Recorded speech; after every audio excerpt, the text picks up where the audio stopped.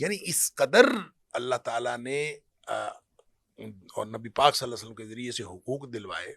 اور پھر یہ جو 4 شادیوں والا معاملہ ہے، یہ 4 شادیوں کی اجازت نہیں ہوئی، یہ لمٹ کیا ہے بہت ساری شادیوں سے 4 تک.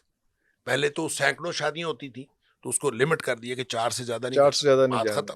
تو اتنی زیادہ شادیوں سے لمٹ کر کے 4 اس پہ بھی کنڈیشن لگائی، اور اس پہ بھی کنڈیشن لگا دی انصافی. تو یہ ساری چیزیں آپ ایک ایک چیز کو دیکھتے جائیں گے تو یہ نبی رحمت صلی اللہ علیہ وسلم کی رحمت ہے جو خواتین کے اوپر ہوئی، اور اللہ تعالیٰ نے نبی پاک صلی اللہ علیہ وسلم کے ذریعے سے ان کو یہ حقوق دے دیے.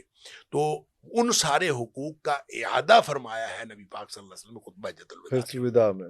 اور تاکہ یہ ہے نا، اور پھر ساری جو جتنی چیزیں ہو سکتی تھیں معاشرتی طور پر، جتنے لوپ ہولز ہو سکتے تھے، ان کو آہستہ آہستہ. پھر یہ سود کا معاملہ تھا، یہ قتل کے معاف کے معاملے تھے کہ جس سے لڑائیاں چلتی تھیں. آپ نے فرمایا میں قتل معاف کرتا ہوں، آپ نے فرمایا میں سود معاف کرتا ہوں. ایسے ایسے کر کے گویا وہ جو اس کی پریکٹیکل امپلیمنٹیشن تھی اس کی تکمیل ہوئی ہے خطبہ حجۃ الوداع کے موقع پر. اور رہ گئی یہ بات کہ یہ ہمارے اندر کیوں نہیں نظر آتا.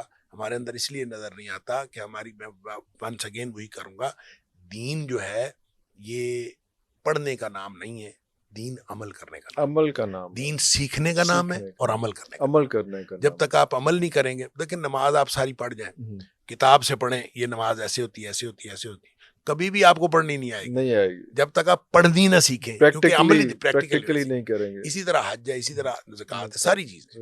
تو یہ اس کا تعلق پریکٹیکلٹیز کے ساتھ ہے.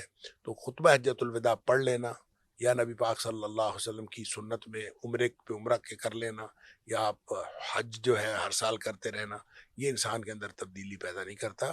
تبدیلی وہ احساس ذمہ داری پیدا کرتا ہے کہ جس احساس کے میں نے آخرت میں جا کے اللہ کو جواب دینا ہے. جس دن دیکھیں نا اللہ تعالیٰ نے سورہ مطففین اس میں بھی فرمایا، اور پھر اور بھی چھوٹی صورتوں میں وہ جو نبی پاک صلی اللہ تعالیٰ نے قرآن میں فرمایا ارأیت الذی یکذب بالدین فذلک الذی یدعو الیتیم.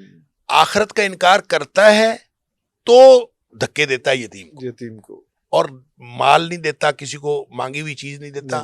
آخرت کا اس کا مطلب پتہ کیا ہے. اور اسی طرح مطففین میں بھی فرمایا کہ وہ لوگوں کے مال کم لیتے وقت پورا لیتا ہے، دیتے وقت کم دیتا ہے. الا یظن اولئک انہم مبعوثون لیوم عظیم، یہ آخرت پر یقین نہیں رکھتا.